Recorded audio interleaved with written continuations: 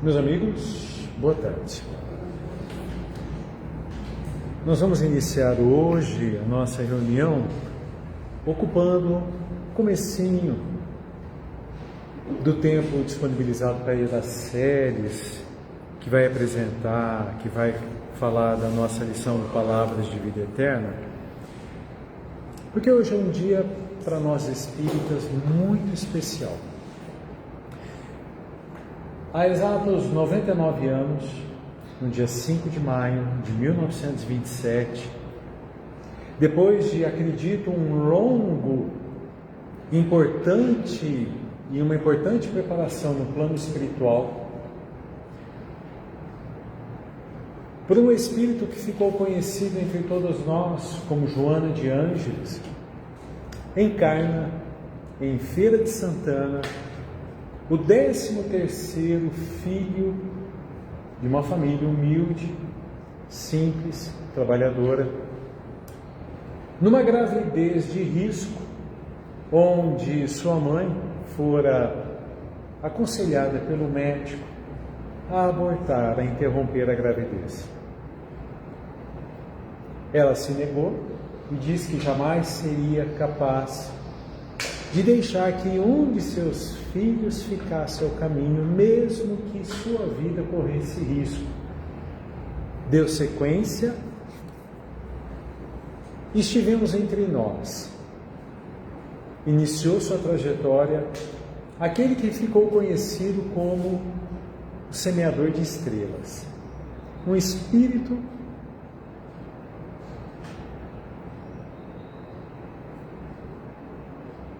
de uma envergadura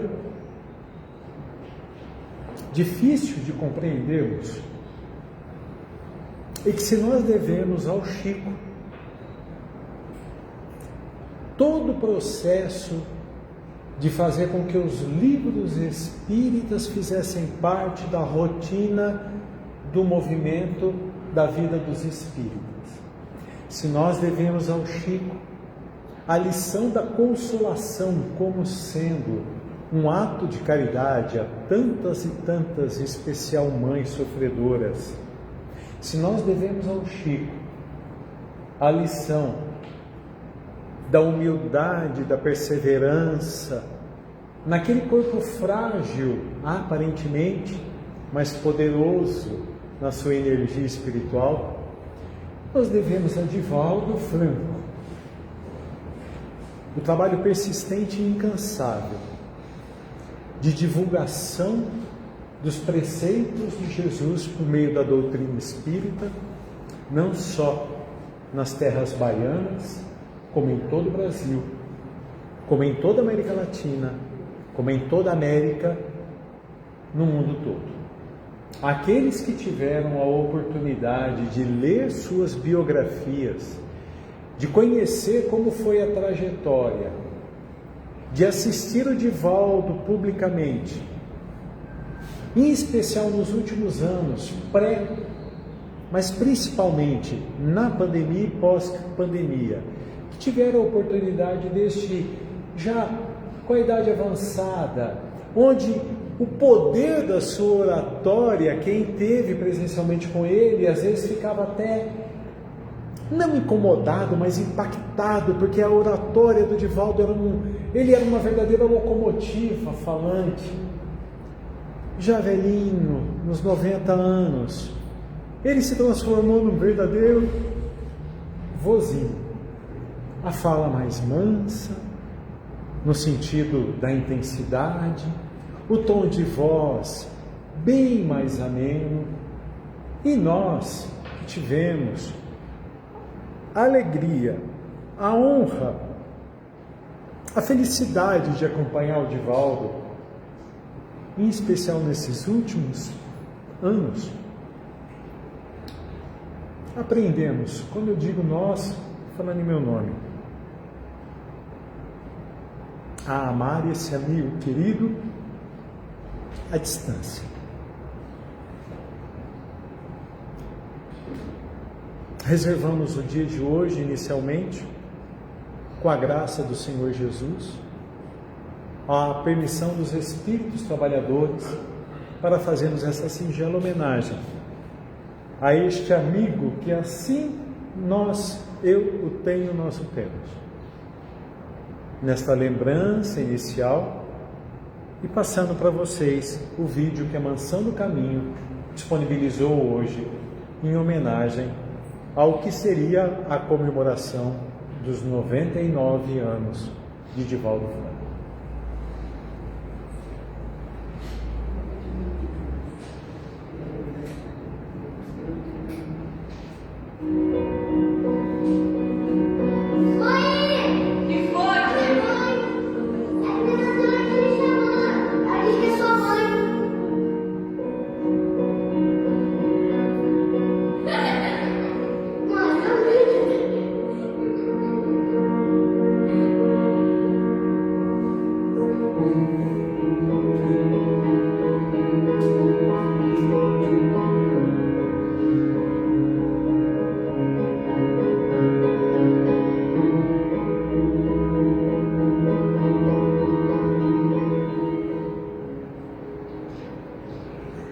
Repare, moço, eu não sei se você sabe o que é, mas eu sou espírita. Ajuda, a gente não escolhe, né? Se for com boa intenção, a gente simplesmente aceita.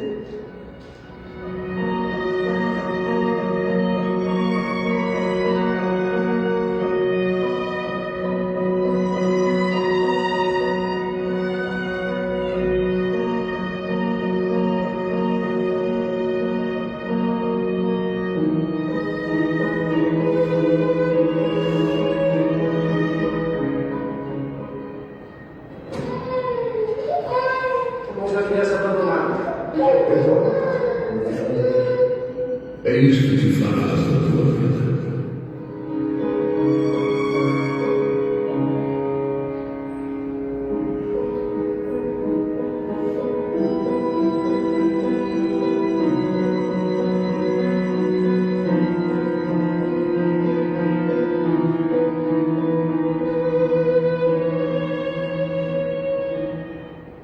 Tens aí o símbolo do teu futuro psicográfico. Não esperes receber flores, mas sim a crítica mais mordaz e sarcástica.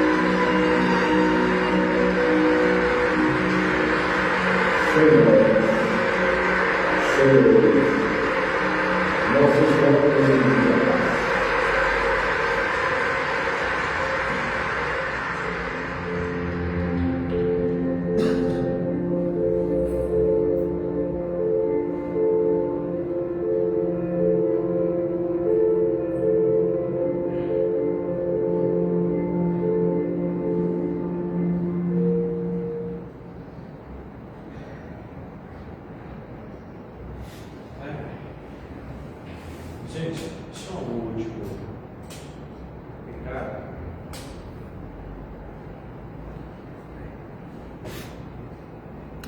Para aqueles que tiverem oportunidade, no YouTube,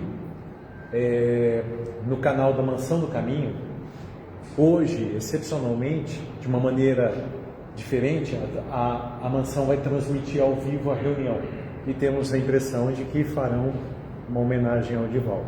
Normalmente eles transmitem as reuniões ao vivo das quintas e dos sábados, mas hoje eles farão ao vivo. Então, a partir das 20 horas, pega lá o celular, quem estiver interessado, a TV, Mansão do Caminho, e assistam, que eu acho que deve ser um evento espetacular. Obrigado pela atenção de vocês. Boa tarde, pessoal. E nesse dia que a gente vai dar continuidade falando de mediunidade, né?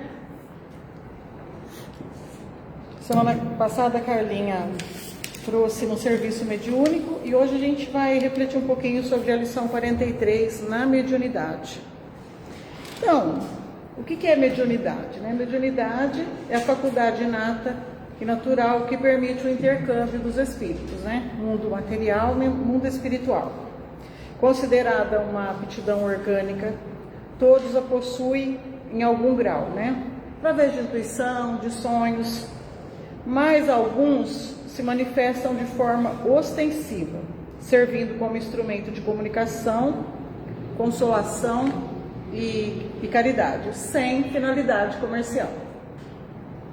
É uma faculdade orgânica e neutra inerente ao ser humano, independente da moralidade ou religião. E lá no livro da Esperança, na lição 87, o Emmanuel fala de mediunidade na bênção do auxílio, é semelhante à luz em louvor do bem. Toda mediunidade é providencial e toda luz é providencial e toda mediunidade é importante. E aqui no livro Palavras de Vida Eterna, ele traz um trechinho da carta de Paulo aos Coríntios, que fala assim: temos, porém, este tesouro em vasos de barro, para que a excelência do poder seja de Deus e não de nós. Utilizando as faculdades mediúnicas de que foste dotado, não ouvides que funcionas à guisa de refletor, cujo material de estrutura nada tem de comum com a luz que retrata. O espelho, seja de metal ou de vidro, ele detém os raios solares, sem comungar-lhes a natureza. E o fio simples transmite o remoinho eletrônico, sem partilhar-lhe o poder. Então, ele compara aqui, ele fala que mediunidade é um tesouro em vasos de barro. Então ele compara mediunidade com tesouro em vasos de barro que são nós, seres humanos frágeis. Então, o médium é como um instrumento, um refletor, um fio, que transmite o pensamento superior, sem se confundir com a grandeza da fonte. Então, Emmanuel compara o médium com um espelho. O espelho capta os raios solares sem ter a mesma natureza da luz. O médium, a influência superior, sem ter também a mesma natureza da luz. Então ele é o portador e não o autor. E aqui ele fala que o espelho reflete a luz solar, os raios solares, e a projeta. Mas o vidro metal do espelho continua sendo vidro metal. Ele não se transforma em luz, ou seja, o médium pode ser um instrumento de uma mensagem sublime ou de uma energia de cura. Mas isso não significa que ele tenha se tornado um espírito elevado, por conta disso. Ele apenas transmite, reflete as energias superiores, sem que seu próprio caráter ou a natureza moral se torne imediatamente superior. Então a mediunidade, ela é uma faculdade orgânica psíquica e não um certificado de santidade. Transmite sem partilhar-lhe o poder. E aqui ele fala do fio elétrico, O fio elétrico conduz eletricidade, permitindo que a luz acenda, mas o cobre, ou o plástico do fio, ele não se torna luz e nem ganha poder da energia que passa por ele, Ele é o canal. E o Emmanuel usa analogias com objetos físicos, para explicar a fragilidade dos instrumentos humanos. Então, fala do vaso de barro, do espelho, do fio elétrico. E aqui ele fala que a mediunidade, assim também, a mediunidade pela qual, sem maior obstáculo, te eriges em mensageiro de instrução e refazimento, esperança e consolo. Através dela recolhes influxo da esfera superior, sem compartilhar-lhe a grandeza, mas se guardas contigo humildade e correção, converti-ás no instrumento de socorro moral de muitos. E ele fala que assim como às vezes o espelho se turva e o fio se rompe, exigindo reajustamentos, também a força mediúnica em tua alma é suscetível de rupturas diversas, reclamando trabalho restaurativo. Então, quando ele fala o espelho se turva, o espelho suja, né? O espelho atrapalha, né? Lá a gente, aliás, é difícil limpar espelho, né? A gente limpa, limpa uma manchinha aqui, aparece outra ali, né? Assim também é o médium, né? A mente e o perispírito do médium pode perder a clareza e a nitidez, tornar-se turvos, devido a emoções negativas, pensamentos inferiores, preocupações excessivas ou falta de vigilância moral. Então o médium, ele não é um aparelho automático perfeito, ele é um espírito em evolução. Portanto, a mediunidade ela pode sofrer desgastes, oscilações ou bloqueios devido ao estado emocional, físico ou moral do médium. Quando ele fala o fio se rompe, né, a comunicação, a conexão mediúnica, o intercâmbio entre o plano físico e espiritual, ela pode ser interrompida, enfraquecida ou desajustada. E assim como o espelho precisa ser limpo ou o fio consertado, a mediunidade desgastada precisa de reajustamentos, como vigilância e prece, cultivar pensamentos elevados para limpar o espelho da alma, estudo, né, trabalho no bem.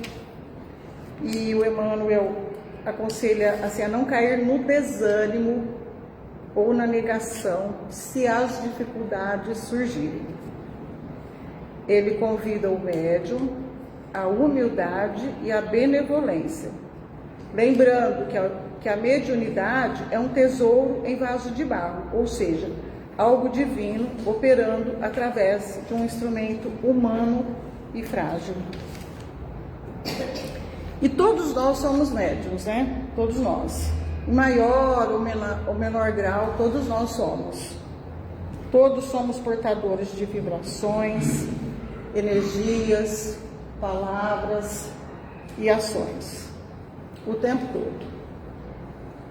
Eu tenho um espaço que eu alugo para festa, e outro dia atendi uma senhora que foi lá ver porque ela estava querendo comemorar o aniversário dela, de 66 anos. E a gente estava lá conversando, ela falou, olha, já faz um tempo que eu estou pensando em fazer essa festinha, eu sofri um desafio muito grande na minha vida, né? Ela falou, meu único filho de 19 anos, ele cometeu suicídio. E quando ela falou isso pra mim, que a Andréia sabe que o suicídio é uma coisa que mexe muito comigo. A gente estava em pé conversando e eu falei pra ela, senta aqui. Aí nós sentamos e ela ficou me contando a história dela. O filho dela, ele falava pra ela que não se encaixava, ele falava, mãe, não encaixa nesse mundo. E ela fazia de tudo para animar ele, incentivava ele a estudar, a trabalhar. E isso nunca passou pela cabeça dela que um dia ele pudesse tomar essa atitude extrema. Isso nunca, jamais passou pela cabeça dela. Ela não esperava e quem encontrou, inclusive, foi ela que viu, né? Foi a primeira pessoa que viu, e ela falou para mim que foi uma coisa assim muito traumatizante. E aí eu falei para ela, né? A gente estava lá conversando, e falei, meu filho também sofreu acidente, já faz 18 anos que ele está na cama, num estado assim quase vegetativo e tal. E a gente ficou ali conversando, e quando ela saiu para ir embora, eu falei, me dá um abraço, né? Aí eu abracei ela e falei algumas palavras de consolo, enfim, né, de força.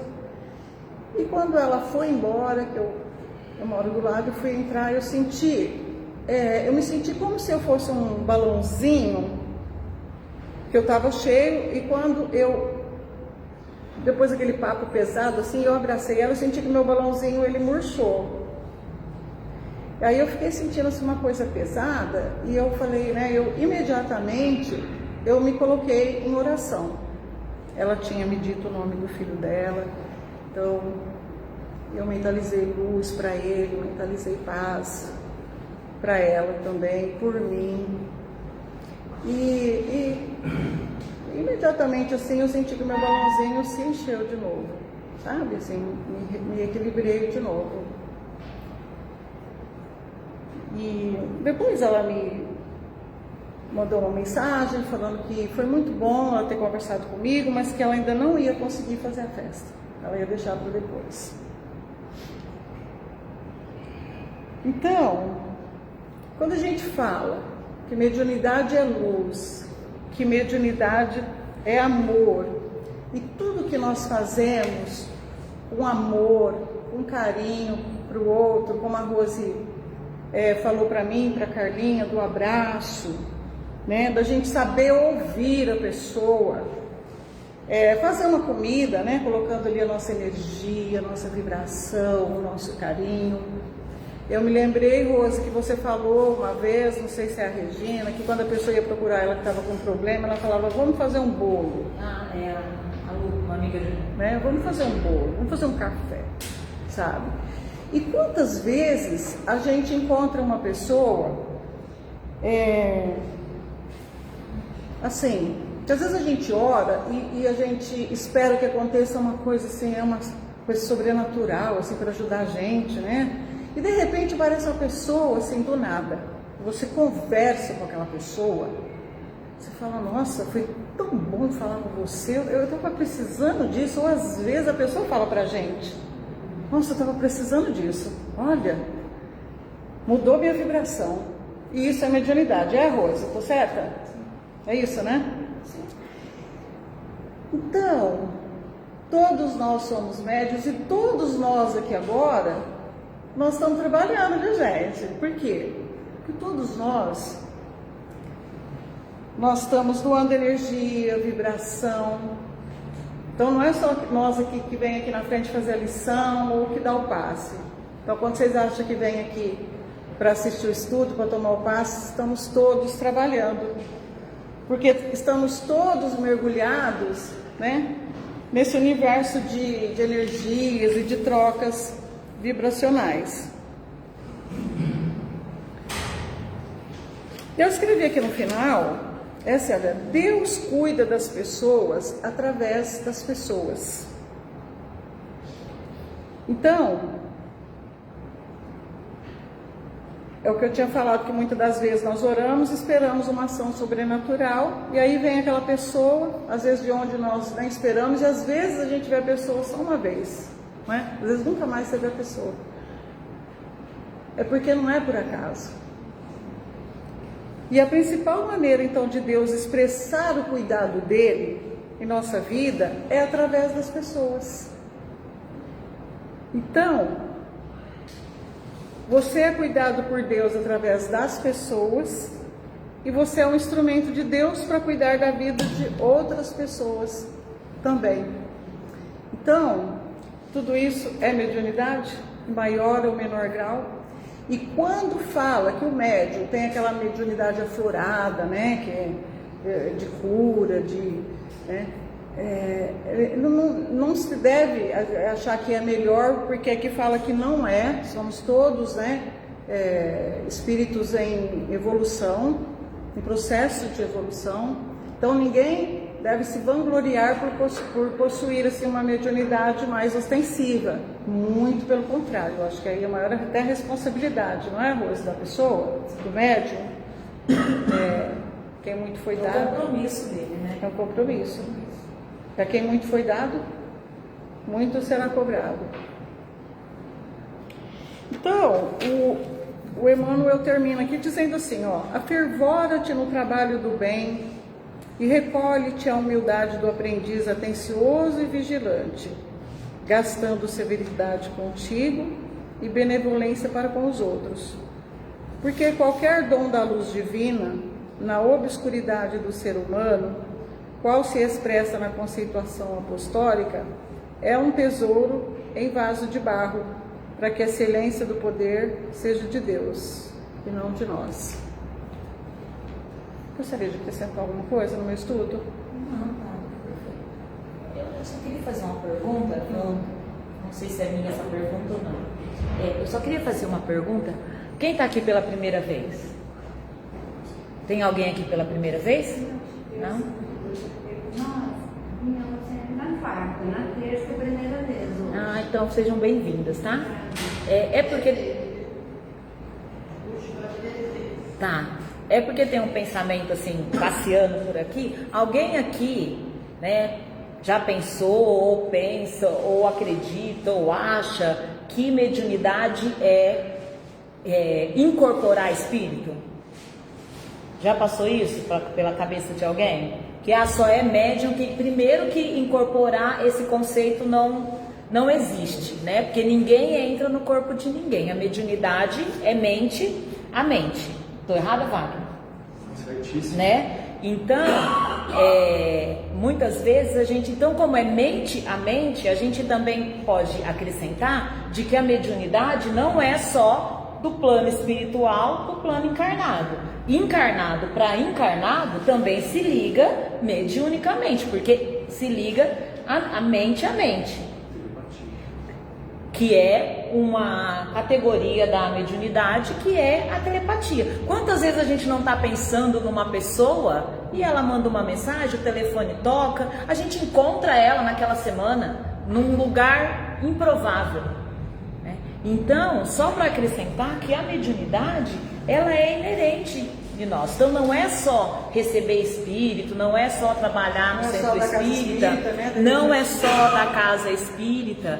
Então, quantas músicas, quantas pinturas, quantos artistas, quantos livros que nem são da doutrina espírita receberam intuição mediunicamente, as músicas para ser compostas, as pinturas para ser feitas, as peças de teatro, N coisas, né?